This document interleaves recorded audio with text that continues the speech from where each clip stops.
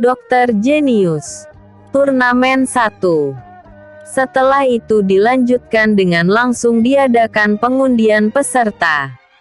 Ternyata ada 8 peserta perguruan yang ikut serta.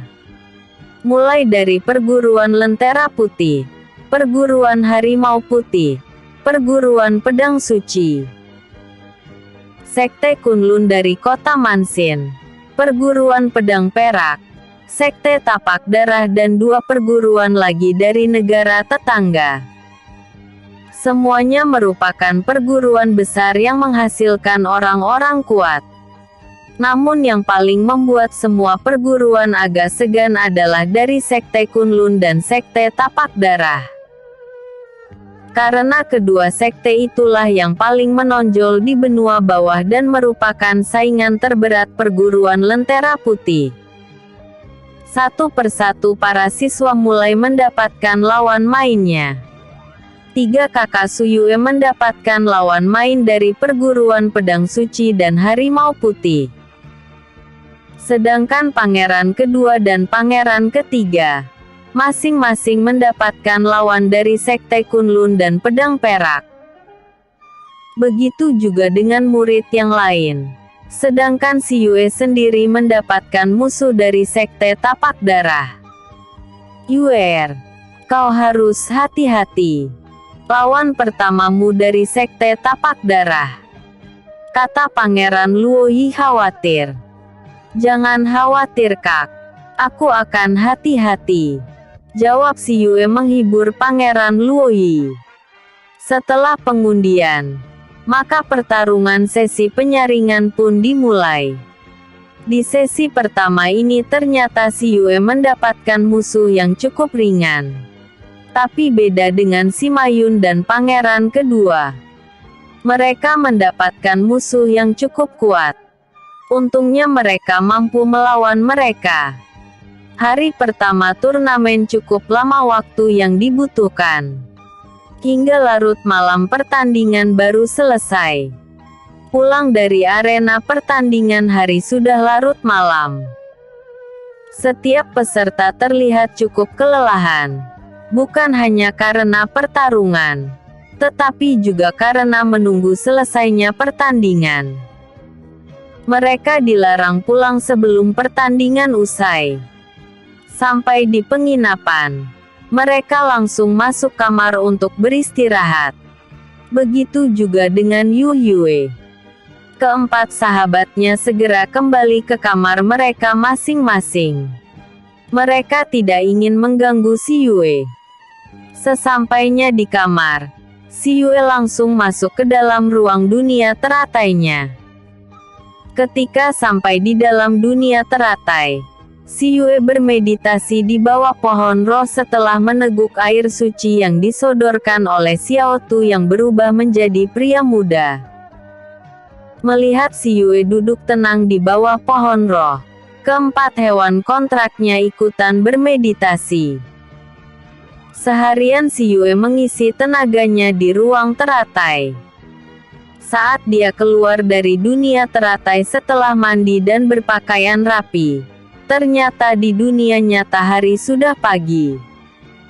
Tiba-tiba si Yue mendengar suara ketukan di pintu kamarnya. Dia segera berjalan ke arah pintu dan membukanya. Terlihat ketiga temannya sudah berada di depan pintu. Kalian, ada apa? Tanya si Yue heran. Kami mengajakmu makan bersama lalu kami memintamu nanti membawa kami pergi bersamamu saat kita melihat pertandingan, ucap Chen Xin. Lo bukannya kalian pergi bersama Pangeran Luo?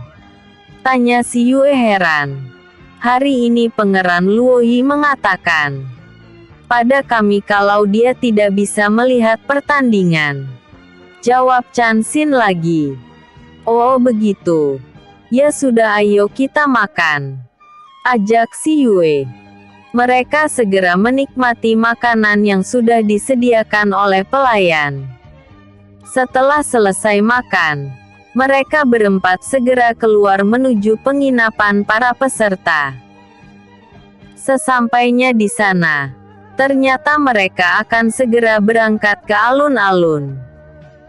Hanya tinggal menunggu kepala sekolah datang. Dan kali ini pangeran kedua dan ketiga pergi bersama rombongan peserta.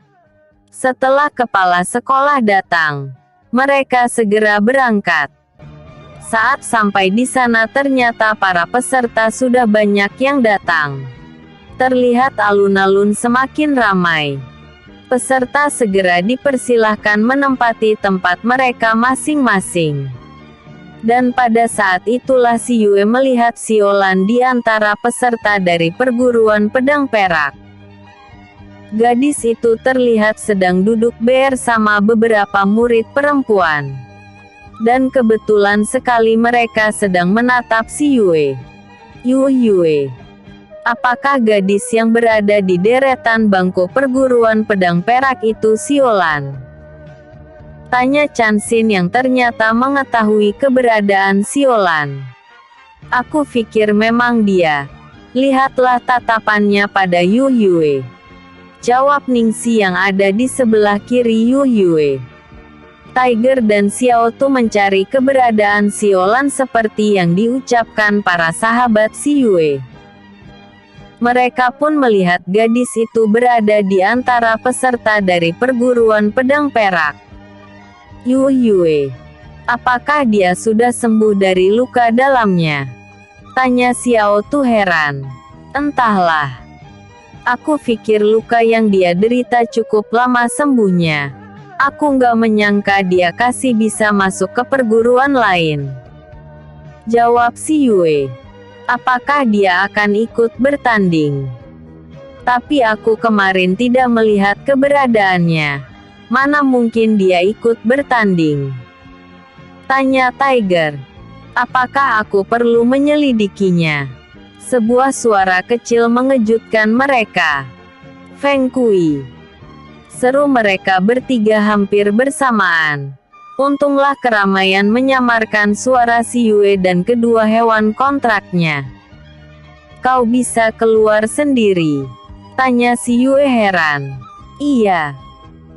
Setelah tubuhku semakin sehat dan aku bisa berkultivasi lagi. Tiba-tiba aku bisa melihat keberadaan kalian di luar dan tadi aku mencoba untuk keluar. Ternyata aku bisa. Jawab Feng Kui dengan senang. Bagus Feng Kui. Dengan begitu kau bisa keluar sendiri. Jawab si Yue senang. Oh ya Yue, apakah aku harus pergi menyelidiki gadis itu? Tanya Feng Kui lagi. Jangan. Berbahaya buatmu Kui. Bagaimana jika mereka melihat keberadaanmu? Jawab si Yue. Tidak. Aku bisa menyamarkan diriku. Jawab Feng Kui lagi. Dia tiba-tiba menghilang dari pandangan. Gimana Yue? Apakah aku terlihat oleh kalian?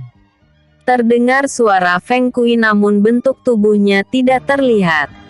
Kau di mana? Tanya si Yue heran. Aku di depanmu Yue. Jawab Feng Kui.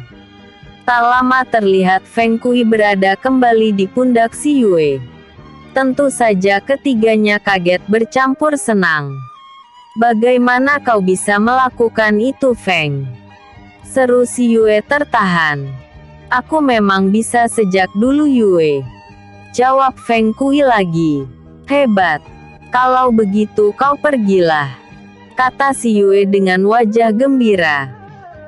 Segera burung kuning kecil itu terbang ke arah si Olan yang ada bersama para murid dari perguruan pedang perak. Sedangkan pertandingan sudah dimulai. Si Yue mendapatkan urutan ke-7. Dan sangat kebetulan sekali.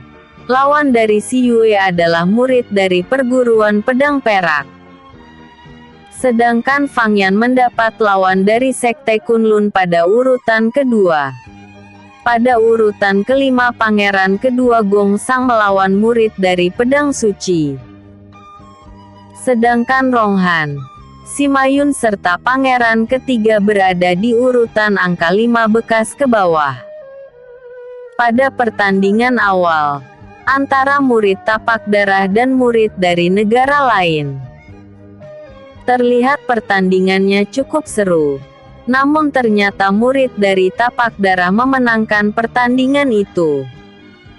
Tak lama terlihat Fang Yan berdiri dan berjalan ke tengah arena, diikuti murid dari Sekte Kunlun.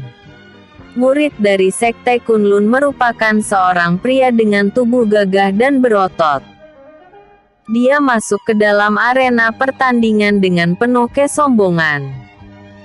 Sedangkan sang kakak terlihat sangat tenang, membuat si Yue merasa bangga sekaligus was-was. "Ayo kak, semangat!" terik si Yue memberi semangat pada Fang Yan. Mendengar teriakan si Yue, pangeran kedua menatap sekilas. Dia semakin penasaran kepada si Yue. Dia pernah bertanya pada salah satu temannya, dan mereka berkata kalau si Yue adik jauh dari ketiga bersaudara keluarga Si. Namun setahu Pangeran Sang, Tuan Si Ronghu tidak pernah memiliki saudara. Dia tahu itu karena Tuan Si sangat dekat dengan sang ayah, Raja Gong Shaoqin. Pertarungan pun segera dimulai. Ternyata lawan dari Fang Yan sangat kuat. Beberapa pukulan dan jurus sudah mereka lakukan. Cukup lama mereka bertarung. Syukurlah akhirnya kemenangan berada di tangan Fang Yan. Si Yue berteriak keras saat musuh sang kakak jatuh dari arena pertandingan. Pertandingan pun berlanjut pada peserta yang lain. Dan saat pangeran kedua melawan murid tapak darah, dengan mudah pangeran kedua menyelesaikan pertarungan. Mungkin sang pangeran lebih kuat dari lawannya. Satu demi satu pertandingan berlanjut. Dan akhirnya tibalah pada si Yue. Mendengar namanya dipanggil, si Yue segera berdiri dan berjalan ke arah arena pertandingan. Yue. Ternyata lawanmu saudara sepupu Siolan yang belajar di perguruan pedang perak. Dan dia bertekad ingin membunuhmu di atas arena. Ucap Feng Kui melalui pikiran si Yue. Benarkah? Baguslah kalau seperti itu. Dan aku akan melihat kemampuannya. Jawab si Yue tenang. Hati-hati Yue. Dia membawa belati yang sudah dilumuri dengan racun. Dan aku yakin racunnya adalah racun mematikan. Ucap Feng Kui yang sudah berada di bahu si Yue kembali. Sedangkan Tiger dan Xiao Tu sudah kembali ke dalam ruang dunia teratai. Perlahan si Yue berjalan dengan tenang ke arena pertandingan. Saat sampai di pinggir arena, dia melimpah dengan ringan ke atas arena. Ketika melihat si Yue yang berjalan ke arena pertandingan, gadis yang berada di dekat Siolan segera berdiri dan melangkah dengan sombong menuju arena.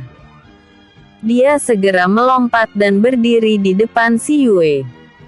Ternyata pria seperti ini yang telah berani menyakiti dan mengeluarkan Siolan dari perguruan.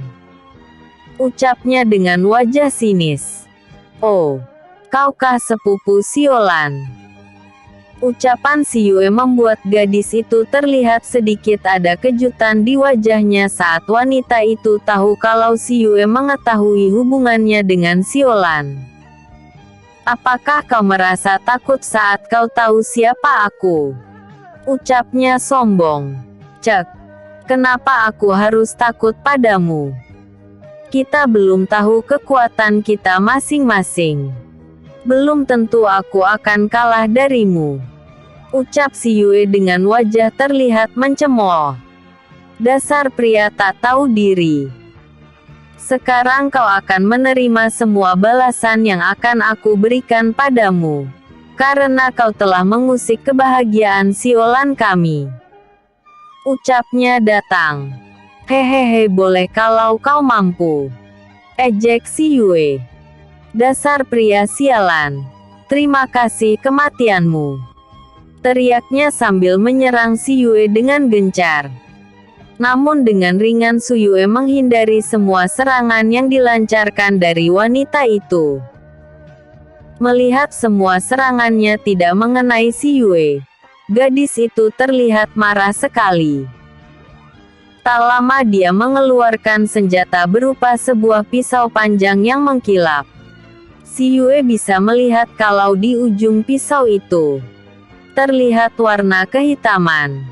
Dan Si Yue bisa tahu kalau itu racun yang sangat ganas. Dengan penuh tenang Si Yue melawan gadis itu. Dia melihat jenis racun yang ada di ujung pisau. Namun dia tidak bisa mengetahui jenis racun yang ada di ujung pisau gadis itu melalui penciumannya. Melihat Si Yue yang selalu menghindar, gadis itu sangat marah. Kau pengecut. Jangan selalu menghindari seranganku. Kalau kau memang hebat, lawan aku brengsek, teriaknya dengan marah. Hehehe. Kau marah karena seranganmu tidak bisa menyentuh. Kau memang payah seperti sepupumu itu. Bagaimana bisa kau akan membalaskan sakit hati saudaramu? Ejek Si Yue. Dia memang sengaja membuat gadis itu marah. Dengan demikian semua serangannya tidak akan terkontrol dengan benar. Brengsek dasar pria murahan. Kalau kau benar-benar pria hebat, jangan hanya mengelak. Kau menunjukkan kepengecutanmu. Lawan aku brengsek, teriaknya marah. Baiklah kalau itu maumu. Namun jangan salahkan aku jika kau terluka, jawab Si Yue dengan senyum devilnya. Dia segera mengeluarkan cambuk sinarnya. Terlihat sinar putih keluar dari tangan kanan Si Yue. Dan sinar itu bagai cambuk yang sedang dipegang Si Yue. Melihat itu, lawan Si Yue kaget. Begitu juga dengan Siolan yang sudah pernah merasakan cambukan dari cahaya yang ada di tangan Si Yue. Cambuk itu tidak terlihat melukai kulit luarnya. Namun bagian dalam yang terkena cambuk sangatlah panas. Dan melukai tubuh bagian dalam. Hingga meridiannya terluka sampai sekarang karena cambuk itu. Kau sudah siap, ucap Si Yue datar. Sombong. Hanya memiliki kekuatan seperti itu. Kau sombong sekali. Kua pikir aku akan kalah seperti saudara sepupuku. Jangan mimpi. Teriaknya dengan wajah menghina. Hehehe. Aku tidak berkata seperti itu. Aku tahu kau lebih hebat dari sepupumu itu. Benar kan? Kalau begitu kau bisa merasakan kekuatan cambukku ini. Ayo kita mulai, seru Si Yue. Akhirnya pertarungan kembali diteruskan. Dengan cambuk di tangan Si Yue, gadis itu tidak memiliki kesempatan untuk mendekati Si Yue dan dia juga harus menghindari terkena cambukan Si Yue. Namun tak berapa lama, akhirnya dia tak sanggup menghindar dari cambukan Si Yue. Si Yue yang meningkatkan serangannya. Tak mudah lagi dihindari gadis itu. Beberapa kali dia terkena cambukan dari cambuk sinar milik Si Yue. Dan pada cambukan kesekian kalinya, gadis itu terlempar dari arena pertandingan saat kaki kanan Si Yue mendarat dengan telah di punggungnya. Dan dia memuntahkan darah cukup banyak setelah tubuhnya terhempas di atas tanah dan akhirnya gadis itu pingsan. Kemenangan Pin ada di tangan Si Yue. Gemuruh tepukan tangan menemani Si Yue yang turun dari arena. Sedang gadis itu sendiri segera dibawa ke tempat pengobatan. Si Yue turun dari arena disambut ketiga kakak dan sahabatnya. Juga para murid perguruan Lentera Putih. Guru Yunjin terlihat tersenyum dan mengusap kepala Si Yue saat Si Yue berjalan di depannya. Bagus Yu Yue, ucapnya bangga. Guru Yunjin terlihat bangga dan bahagia melihat kekuatan si Yue. Ada noda air mata di ujung matanya. Terima kasih guru, jawab si Yue tilus. Dia tahu kalau guru yang satu ini sangat menyayangi dirinya selain keluarganya. Melihat kebahagiaan dan wajah bangga di mata orang-orang yang dia cintai, si Yue bertekad akan memperdalam kekuatannya. Tanpa Yu Yue sadari, terlihat tatapan kelegahan di mata pangeran kedua. Entah kenapa saat dia melihat si Yue bertanding tadi, dia merasakan kecemasan yang tiba-tiba. Setelah melihat si Yue menang, dia merasakan kelegahan di hatinya. Dengan santai si Yue duduk kembali di tempat dia duduk tadi, yaitu di antara Chan Xin dan Ning Si serta di belakang pangeran kedua dan ketiga. Pertandingan berlanjut, dan hari itu para peserta mengalami pertandingan penyaringan 2 kali untuk menuju 12 besar. Dan saat itu telah ditentukan peserta yang masuk 12 besar. Ternyata siswa dari perguruan Lentera Putih yang maju ke 12 besar ada 3, yaitu Fang Yan, Si Yue dan Pangeran Sang. Sedang yang lainnya gugur. Dari Sekte Kunlun ada 2, dari Sekte Tapak Darah ada 3 dan dari Pedang Suci ada 2. Harimau Putih 1 dari Pedang Perak 1, dan yang 1 dari perguruan dari negara lain. Larut malam mereka baru pulang. Si Yue segera pulang bersama sahabatnya. Sesampainya di istana Pangeran Luoyi, ternyata pria itu telah menunggu kedatangan mereka.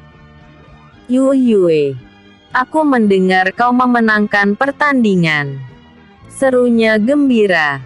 Iya. Kenapa kau tak ke sana? Tanya si Yue. Aku juga baru datang. Tadi aku mau ke sana. Aku pikir percuma juga.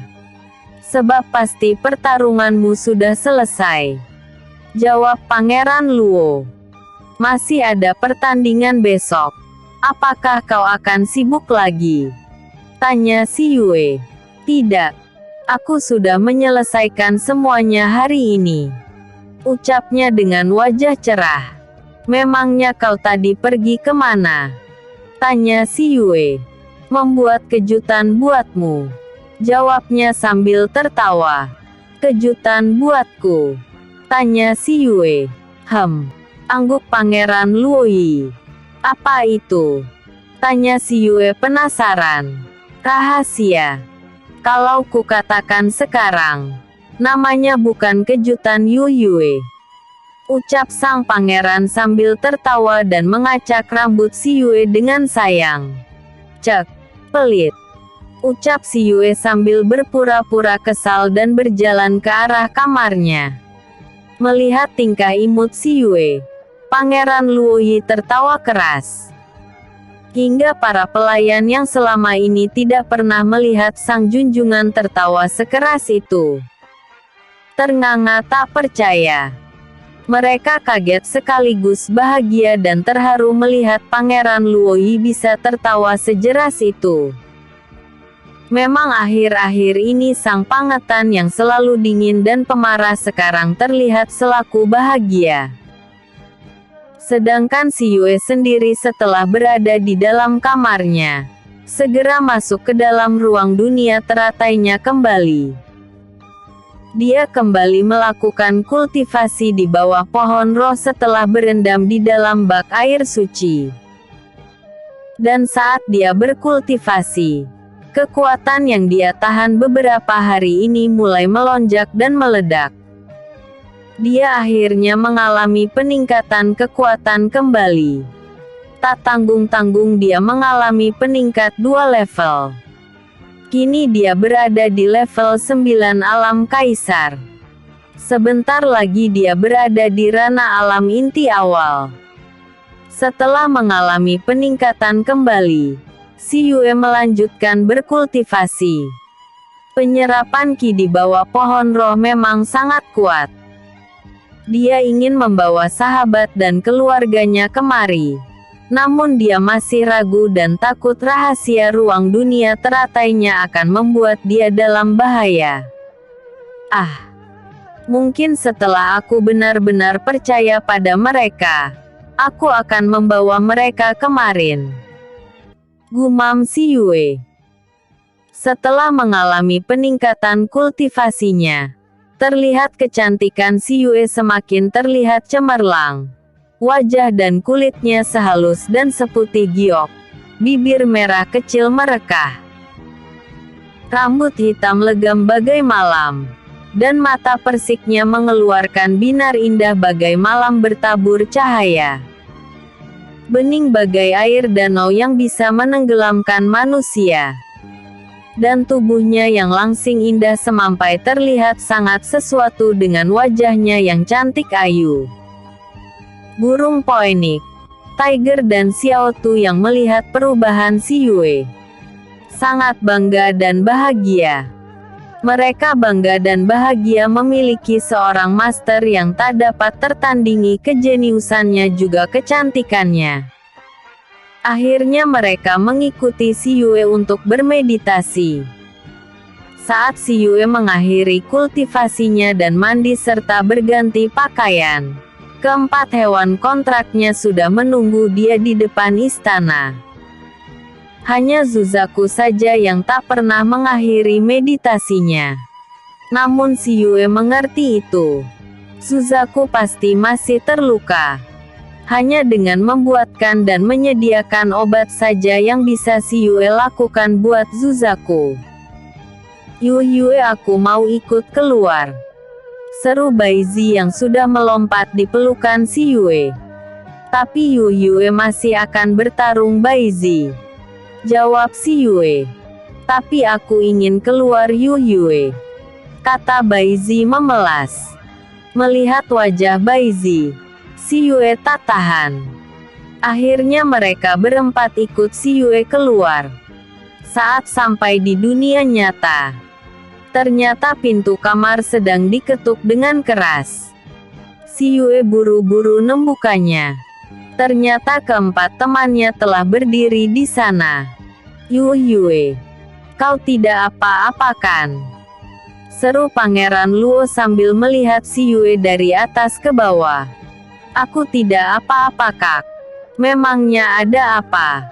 Tanya si Yue heran. Kami memanggilmu sejak tadi. Dan kau tidak membuka kamarmu, kata Pangeran Luo yang terlihat masih berwajah cemas. Maaf. Aku tadi tertidur saat sedang berendam, jawab si Yue berbohong. Kau ini, kalau mandi jangan sampai tertidur lagi. Kau bisa masuk angin, kata Pangeran Luo penuh perhatian. Baik kakakku sayang, jawab si Yue sambil tersenyum. Mendengar si Yue memanggilnya kakakku sayang membuta rona merah di pipi Pangeran Luo. Ya sudah, ayo kita makan pagi, kata Pangeran Luo mengalihkan pembicaraan dan menyembunyikan wajahnya yang telah memanas. Mereka pun segera berjalan ke meja makan. Setelah makan mereka menemui para peserta yang lain dan segera berangkat ke alun-alun segera setelah kepala sekolah dan guru Yunjin datang menemui mereka. Udahan dulu ya. Jangan lupa like, vote dan komennya selalu autor tunggu. Maaf kalau masih ada typo di sana sini. Bersambung. Turnamen 1. Episode sebelumnya. Menjebak pemberi racun 2. Episode berikutnya. Turnamen 2. Turnamen 2. Ya sudah, ayo kita makan pagi, kata Pangeran Luo mengalihkan pembicaraan dan menyembunyikan wajahnya yang telah memanas. Mereka pun segera berjalan ke meja makan. Setelah makan mereka menemui para peserta yang lain. Dan segera berangkat ke alun-alun segera setelah kepala sekolah dan guru Yunjin datang menemui mereka. Seperti biasa ketika mereka sampai di alun-alun, acara akan segera dimulai. Para peserta sudah berdatangan. Suyue dan yang lainnya segera duduk di tempat khusus mereka. Tak berapa lama acara pun segera dimulai. Kali ini musuh Siyue berasal dari Sekte Kunlun dan mereka berdua merupakan peserta pertama yang bertanding. Saat namanya dipanggil, Siyue segera berdiri dari sisi Pangeran Luoyi. "Yuer, kau pasti menang. Semangat!" ucap Pangeran Luoyi sambil mengusap kepala Siyue. "Terima kasih kakak. Kau memang kakak terbaik," jawab Siyue sambil tersenyum. Dia segera melangkah menuju arena. Ketika dia melompat masuk ke dalam arena pertandingan, terlihat seorang pria muda dan gagah sepantaran Fang Yan sudah menunggu kedatangannya. Namun tatapannya yang dingin terlihat sangat angkuh dan sombong. "Kau berjalan seperti anak perempuan. Lambat dan lemah. Apakah kau ketakutan sehingga enggan berjalan kemari? Kalau seperti itu, lebih baik kau menyerah saja," kata pria itu sinis. "Aku pikir jalanku tidak lambat juga. Tenang saja. Hari masih pagi. Atau kau sendiri yang terburu-buru untuk kalah dariku?" jawab Siyue tenang. "Kau," seru pria itu marah. "Nggak usah marah. Kau akan lekas tua jika suka marah. Nanti tidak akan ada yang menyukaimu loh," ucap Siyue lagi. Ketenangannya membuat pria itu semakin marah. "Dasar brengsek, terimalah kematianmu," teriaknya sambil langsung menyerang Siyue dengan kecepatan tinggi. Siyue yang sudah bersiap sejak tadi segera menerima serangan itu dengan balasan. Akhirnya pertarungan pun dimulai. Gerakan mereka terlihat sangat cepat. Saat kekuatan mereka berbenturan, terdengar ledakan di udara. Terlihat asap mengepul di udara. Setelah asap menghilang, terlihat Siyue berdiri dengan tenang di atas arena pertandingan. Sedang murid dari Sekte Kunlun berdiri agak condong dengan darah di sudut bibirnya. "Kau lumayan juga anak kecil.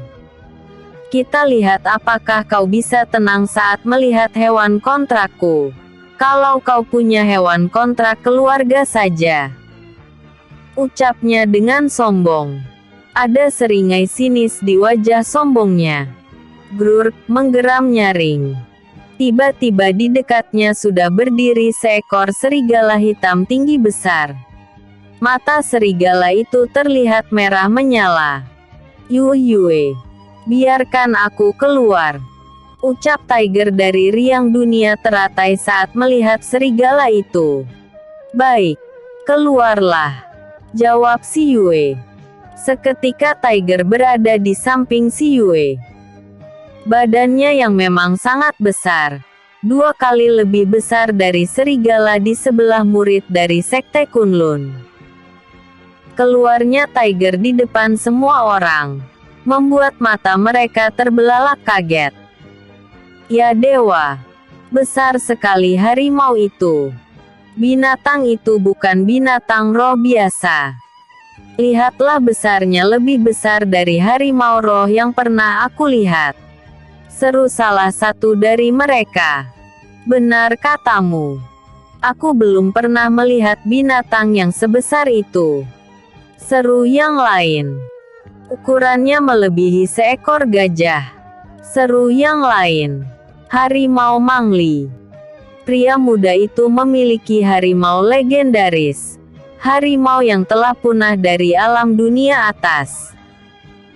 seru salah satu guru tua dari sekte tapak darah. Siapa pemuda itu sebenarnya? Mengapa dia memiliki hewan langka dari dunia atas? Kata salah satu guru yang sudah tua namun masih gagah dari sekte Kunlun sendiri. Yue, kau mengeluarkan hewan yang membuat orang kaget nak. Batin kepala sekolah. Sedangkan guru Yunjin menatap si Yue sambil geleng kepala. Dasar anak nakal. Apakah kau sengaja mengeluarkan hewan kontrakmu untuk pamer? Bagaimana jika mereka tahu hewan kontrakmu yang lain? Batin guru Yunjin sambil tersenyum bangga. Sedangkan semua murid Lentera Putih yang ada di sana tertegun melihat hewan kontrak si Yue selain 3 sahabatnya dan ketiga kakaknya dan Siolan yang sekarang berada di tempat perguruan pedang perak. Dia terdiam dan merasa iri melihat mereka mengagumi hewan kontrak si Yue. Begitupun dengan murid yang sekarang berada di depan si Yue. Dia hanya bisa ternganga kaget. Namun dia cepat menyadari di mana dia sekarang. Untuk menutupi rasa takut dalam hatinya dia berucap, "Cih, kau pikir aku akan takut dengan penampilan hewan kontrakmu? Dia hanya menang tubuh besar saja. Siapa yang akan takut padanya?" Ucapnya dengan tenang. Mendengar ucapan muridnya, para tetua dan guru dari sekte Kunlun hanya bisa menyumpahi kebodohan muridnya yang berani meremehkan hewan kontrak si Yue. Pria itu tidak memperhatikan jika hewan kontraknya yang terlihat ketakutan saat melihat Tiger. Kita lihat saja siapa yang lebih kuat dari hewan kontrak kita. Jawab si Yue tenang. Bago. Lawan hewan bodoh itu. Seru pria itu pada hewan kontraknya. Namun betapa terkejutnya semua orang saat mendengar geraman yang kuat dan tatapan tajam dari Tiger. Serigala hitam itu tiba-tiba melompat dari arena dan bersembunyi di bawah arena. Tentu saja semua orang kaget. Begitu juga pria di depan si Yue. Tak urung si Yue tertawa geli. Hehehe, ternyata hewan kontrakmu ketakutan melihat hewan kontrakku. Apakah kau masih memiliki hewan kontrak lagi? Tanya si Yue sambil tertawa. Terlihat wajah pria itu merah padam. Entah itu malu atau marah si Yue tak tahu. Dia segera mencabut pedang panjang yang terselip di pinggangnya. Keluarkan senjatamu, kita bertarung menggunakan senjata. Serunya marah. Baik, akan aku lakukan. Boy, kembalilah. Ucap si Yue pada Tiger sambil mengusap badan besarnya. Tiger heran saat si Yue memanggilnya Boy. Namun dia segera mengecil dan melompat ke arah si Yue dan melingkar di lehernya. Semua orang akhirnya tahu benda apa yang selalu berada di leher si Yue. Selama ini mereka mengira benda itu hanya hiasan baju semata. Si Yue segera mengeluarkan cambuk cahaya miliknya.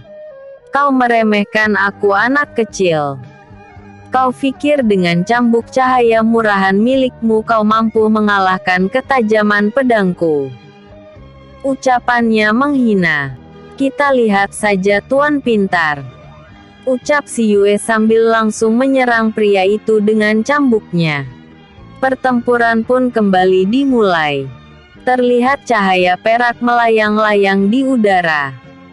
Sesekali terjadi ledakan saat cambuk cahaya milik si Yue mengenai lantai arena. Ternyata di sekitar arena, ada arai yang melindungi kekuatan yang dilontarkan para peserta. Pertarungan pun berlanjut dengan durasi cepat. Semakin lama gerakan cambuk si Yue semakin cepat mengarah ke tubuh pria itu. Dan kini terlihat sekali kalau pria itu sudah kehabisan tenaga. sedangkan si Yue terlihat masih segar. Dan akhirnya sebuah cambukan mendarat dengan empuk di punggung pria itu, saat dia ingin menghindar dari serangan tangan kiri si Yue.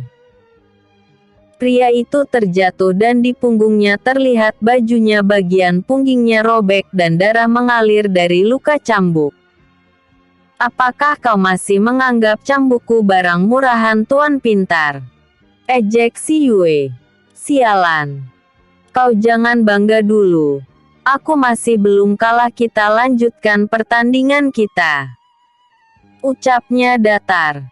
Dia segera berdiri dengan susah payah. Baik.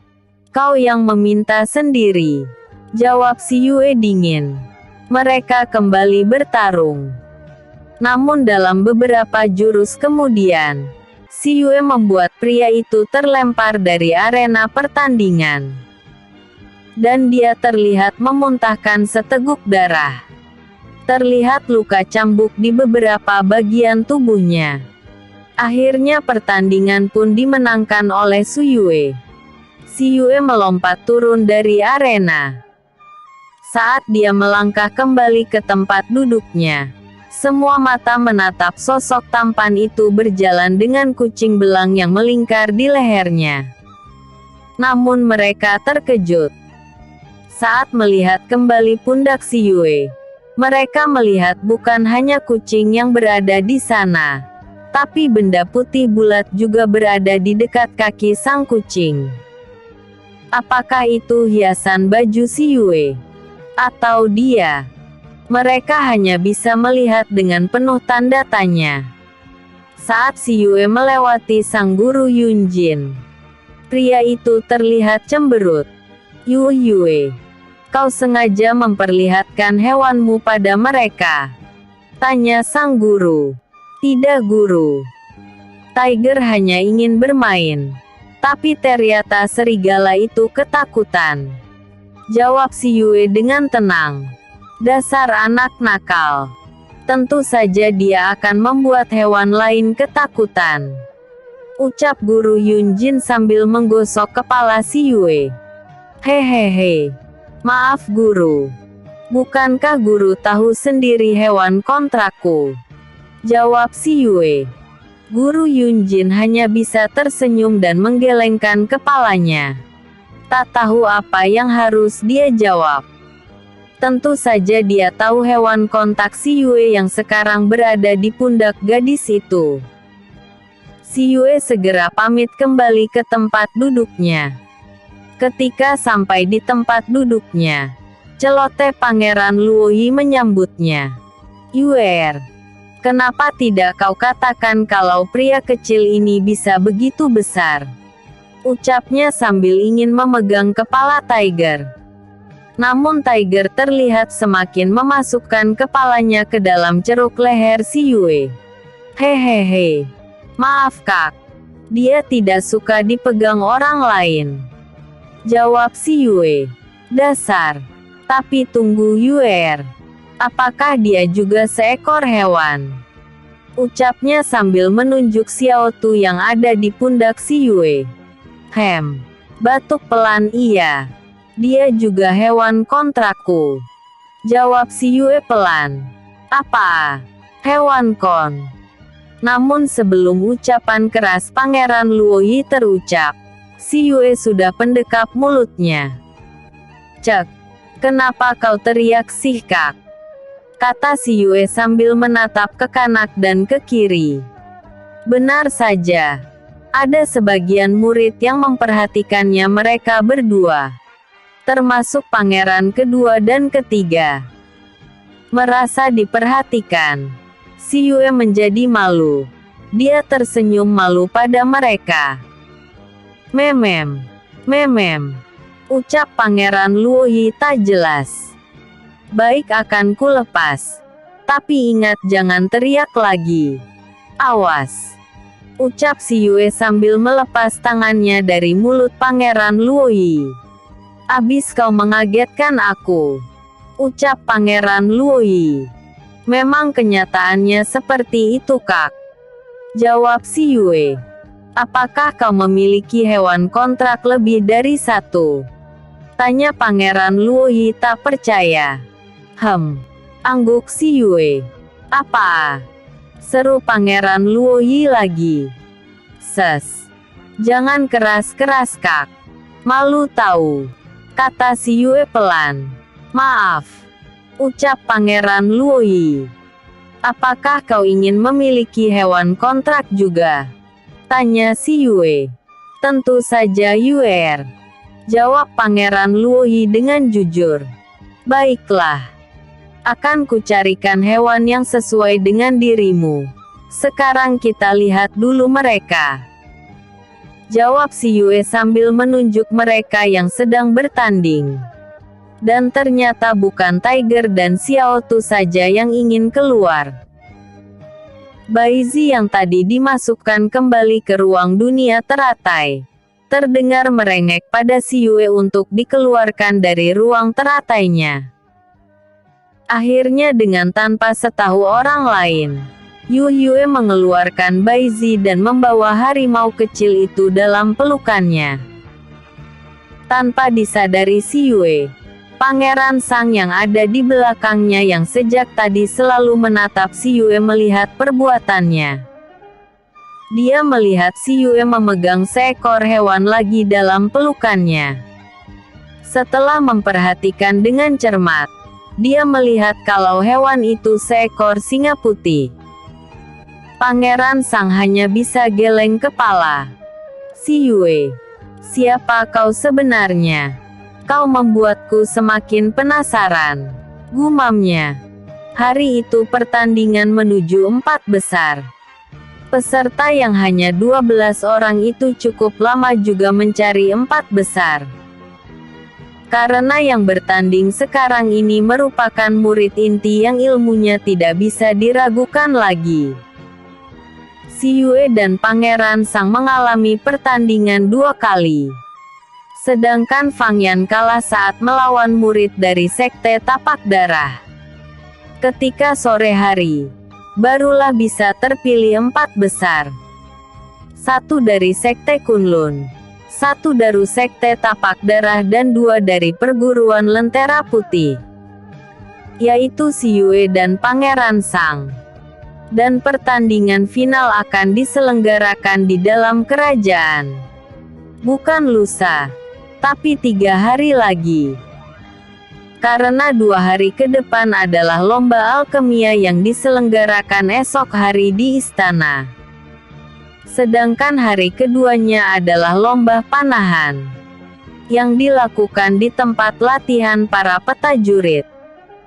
Setelah mendengar semua pengumuman, mereka segera pulang kembali ke penginapan. Begitu juga dengan si Yue dan kawan-kawan. Keesokan harinya si Yue dan kawan-kawan berjalan ke arah tempat yang sudah disulap menjadi tempat ujian kepandaian alkemia. Di sana sudah berdiri sebuah panggung yang cukup lebar dengan diberi atap di atasnya. Dan di depan panggung tertata dengan rapi kursi-kursi untuk para penonton yang ingin melihat perlombaan. Si Yue dan kawan-kawan serta beberapa guru dan kepala sekolah segera mencari tempat duduk. Tak ketinggalan guru Yunjin ikut serta. Di atas panggung terlihat berpuluh meja dan tripod tertata dengan rapi. Dan di pojok ruangan terlihat meja besar dan rak obat berdiri kuat. Dengan bermacam tanaman dan ramuan obat. Tak berapa lama para peserta mulai berdatangan. Mereka segera duduk di kursi yang sudah disiapkan oleh kerajaan. Si Yue dan kawan-kawan yang datang lebih dulu telah duduk dengan tenang di kursi khusus perguruan mereka. Satu demi satu para peserta masuk ke dalam ruang yang sudah disediakan. 1 jam kemudian semua peserta lomba sudah berada di sana. Tak lama acara pun segera dimulai. Semua murid yang mengikuti lomba sudah naik ke atas panggung tempat uji kepandaian mereka dalam bidang alkemia. Mereka satu persatu mulai menempati meja khusus tempat mereka akan melakukan semua ujian yang mereka ikuti, sesuai dengan nama dan perguruan mereka. Perguruan Lentera Putih mengeluarkan 3 alkemia dan salah satunya adalah Si Yue. 2 yang lainnya merupakan kakak senior Si Yue. Begitu juga dengan OER guruan lain. Meteka mengirimkan utusan beberapa murid yang ahli dalam bidang alkemia. Tanpa Si Yue sadari, salah satu saudara Siolan berada di deretan alkemia dari perguruan pedang perak. Saat dia melangkah ke atas pentas, dia melirik pada Si Yue dengan sinis dan tajam. "Kau telah mempermalukan paman dan saudara sepupuku. Kini rasakan pembalasanku, pria brengsek," ucap gadis itu dalam hati. Dia di perguruan pedang perak merupakan senior dan ahli kimia andalan perguruan. Dan kebetulan sekali, tempat atau meja mereka bersebelahan dengan perguruan Lentera Putih. Dia berdiri tepat di sebelah meja Si Yue. Tak lama ujian alkemia pun dimulai. Tahap pertama adalah pengenalan tanaman obat dan kegunaannya. Semua akan ditulis di satu kertas yang telah ada di atas meja. Dan yang kedua, cara memurnikan bahan obat, dan yang terakhir, memurnikan pil ramuan sesuatu kemampuan mereka. Pada tahap pertama semua alkemia utusan masing-masing perguruan lulus. Dan pada tahap kedua, para peserta mulai mencari tumbuhan dan bahan obat yang tertera di selembar kertas, lalu memurnikannya. Pada tahap ini mungkin karena gugup dan takut atau pengambilan bahan obat yang salah membuat sebagian kecil murid ada yang gagal. Di sini banyak bahan yang terlihat mirip bentuk daun dan warnanya. Jika para peserta tidak teliti, maka mereka akan salah mengambilnya. Pada tahan ini banyak orang yang mengira Si Yue akan mengalami kegagalan, karena tidak ada seorang ahli bela diri yang mampu menjadi seorang alkemia. Mereka banyak mencibir keberanian Si Yue yang maju dalam perlombaan itu. Tetapi saat mereka melihat hasil yang ditunjukkan Si Yue, mereka hanya bisa diam terpaku. Dan kini mereka melanjutkan ke tahap ketiga, yaitu kemampuan mereka memurnikan alikir dengan bahan yang sudah disediakan oleh kerajaan. Melihat bahan yang ada di depannya, Si Yue segera memilih bahan untuk memurnikan pil Yuanyang kembali. Namun yang tidak disadari oleh peserta lain ataupun para penonton, Si Yue menambahkan beberapa daun dari pohon roh. Ini akan membuat pil Yuanyang Yani dibuat Si Yue berada di atas level yang Si Yue buat saat ulang tahun Baginda Raja. Dengan tenang Si Yue mulai memanaskan tungku pil di depannya. Dia mengeluarkan api biru miliknya. Perlahan api mulai menyebar di bawah tungku. Dengan perlahan, Si Yue menstabilkan panas di dalam tungku. Setelah itu dia memasukkan bahan ramuan ke dalam tungku pil. Dia mulai memurnikan ramuan di dalam tungku pil. Beberapa saat kemudian, dia memasukkan daun pohon roh ke dalam tungku tanpa seorang pun yang tahu. Tiger dan Xiao Tu yang tiduran di pundak Si Yue hanya menatap Si Yue dengan diam. Namun sesekali Tiger menatap wanita di sebelah Si Yue. Dia merasakan aura jahat berasal dari wanita itu. Setelah memproses bahan obat, Si Yue merasa ramuan telah tercampur dengan benar. Si Yue mulai kembali menstabilkan kekuatan panas pada tungku. Begitu juga dengan para kontestan lainnya. Mereka sudah mulai memasukkan ramuan pil ke dalam tungku pil di depan mereka masing-masing. Waktu pun berlalu dengan cepat.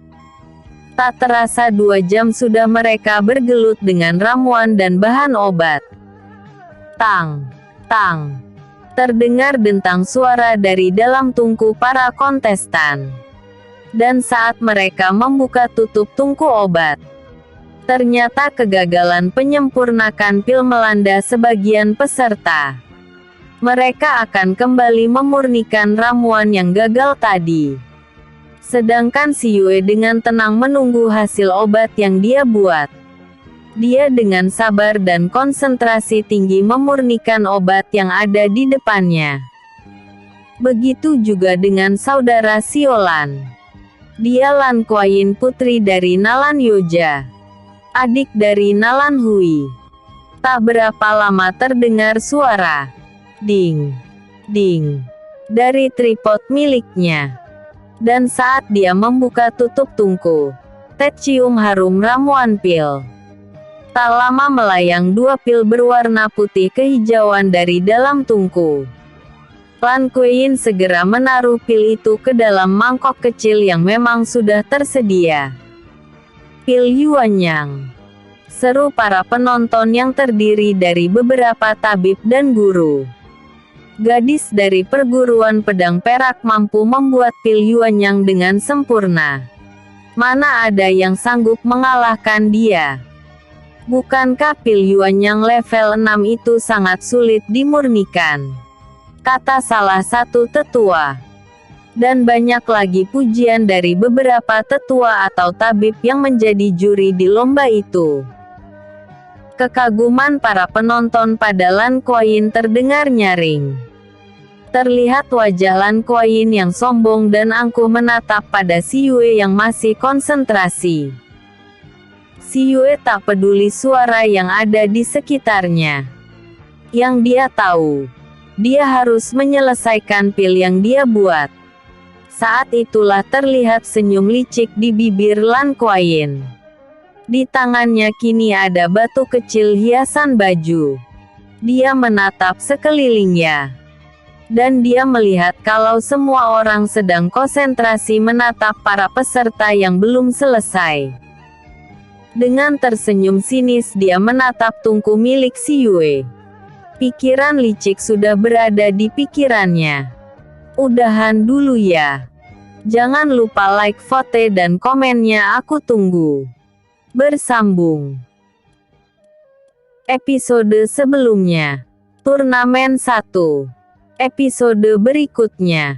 Turnamen 3.